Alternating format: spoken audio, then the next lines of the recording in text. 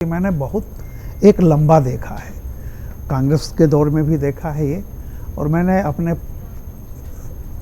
पत्रकारिता के करियर में भी देखा है। कोई यहाँ पे जितने लोग बैठे हैं पूछ लीजिए कि उनका लक्ष्य क्या है तो कहेंगे संपादक बनना है। ये बड़ा स्वाभाविक होता है। रही बात होगा क्या होने वाला, 84-85 की बात, पीटीआई के वो शुक्ला जी, क्या नाम था उनका, विशेष संवाददाता जेपी शुक्ला से कुछ चल रहा था वहाँ यूपी में मुख्यमंत्रियों को, वहाँ तो हमेशा दो गुट होते थे। तो हम लोगों ने पूछा, ऐसे ही कोई बात हुई कि शुक्ला जी क्या चल रहा है कांग्रेस में। तो शुक्ला जी ने कहा कि देखिए, हमारी पार्टी राष्ट्रीय पार्टी है, राष्ट्रीय पार्टी में डेवलपमेंट नहीं होता, डिसीजंस होते हैं, और डिसीजन सिर्फ इंदिरा गांधी लेती हैं। वो जब कोई डिसीजन लेंगे तो मैं आप खबर बना दूंगा, पीटीआई से फ्लैश हो जाएगी, बाकी डेवलपमेंट हमारी पार्टी में नहीं होते। इसी तरह से मैं मानता हूं कि राष्ट्रीय पार्टियों में डेवलपमेंट होते होंगे, हमें मालूम नहीं है, ईमानदारी की बात। और ये है कि उप मुख्यमंत्री बनना चाहता है, फलाना करना चाहता है।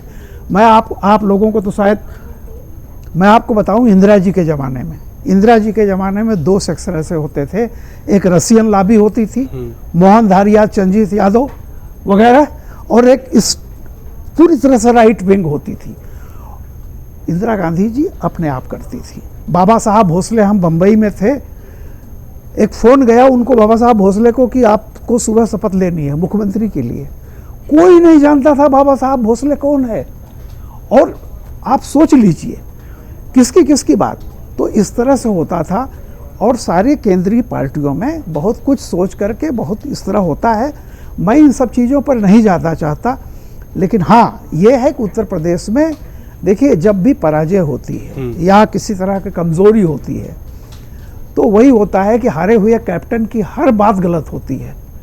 ये बिशन सिंह बेदी ने कहा था कि अगर आप एक मैच हार जाते हैं तो सारी आपकी स्ट्रेटजी पर सवाल उठ जाते हैं। तो चूंकि उत्तर प्रदेश में जिस तरह से बीजेपी को सदमा लगा है, और सिर्फ उत्तर प्रदेश में ही नहीं, अगर इसके लिए योगी जिम्मेदार हैं तो बाकी जगहों के लिए आप बंगाल में क्यों सदमा लगा, महाराष्ट्र में क्यों सदमा लगा, राजस्थान में क्यों सदमा लगा। तो ऐसा नहीं है कि प्रदेश का मुखिया है, फलाना है।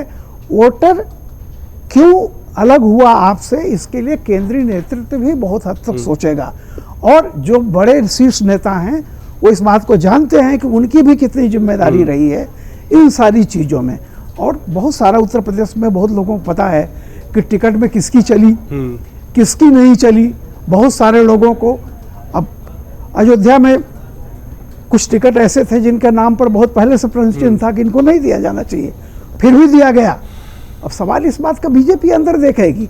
लेकिन मेरा ये कहना है कि देखिए, ये राजनीतिक दल में अगर उठापटक चले तो ये जनता के हित में है। कारण ये होता है कि जब भी कोई दूसरा आदमी अपने शीर्ष नेतृत्व पर उंगली उठाएगा तो जो उसकी कमजोरियां होंगी, जहां वो ध्यान नहीं दे रहा होगा, उन्हीं चीजों करेगा। इस बहाने कम से कम नेतृत्व जो होता है वो उसको करता है। अगर अफसरशाही बहुत लापरवाह हो गई थी, बहुत ज़्यादा नीचे से करप्शन हो गया था। अब योगी जी को देखना यह है कि कैसे इन सब चीज़ों को निपटते हैं, अफसरशाही पर कितना देते हैं ध्यान और कितना उससे अलग जा करके। तो जनता के हित में अच्छा होता है। अगर अंदरूनी भी एक तरह से ये चलता रहे, अंदरूनी विरोध और इस तरह चीज़ें हों, तो मैं समझता हूं कि जनता के फायदे में हो। अगर आप ये वीडियो YouTube पर देख रहे हैं तो हमारे चैनल को सब्सक्राइब करें और बेल आइकन को दबाना ना भूलें। अगर आप Facebook पर ये वीडियो देख रहे हैं तो हमारे पेज को लाइक करें।